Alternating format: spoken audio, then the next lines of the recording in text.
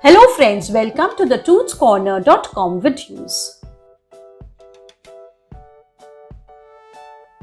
We will know today more about some of the whole foods. What is it, how to eat them, and its nutritive value.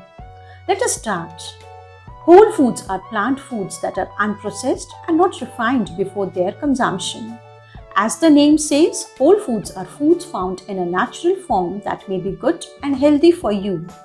Whole foods undergo the least processing in the mills, thus leaving all the nutrition within itself.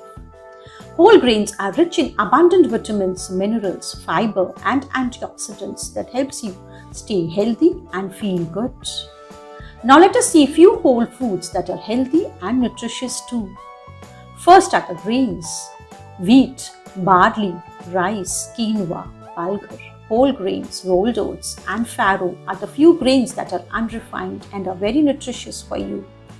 Next are the beans and legumes like lentils, split beans, lima beans, kidney beans, chickpeas are the beans and legumes that fall under whole foods, which is very healthy.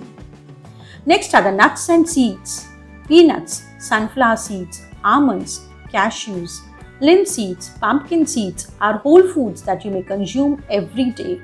But remember not to intake nuts in salted form. Last are the fruits and vegetables. All fruits and vegetables are whole foods when consuming as a whole rather than juicing them. Kale, spinach, tomatoes, cauliflower is a few whole foods to include in your diet. Incorporating whole foods into your meal may be challenging, but once you follow them, you shall never look back.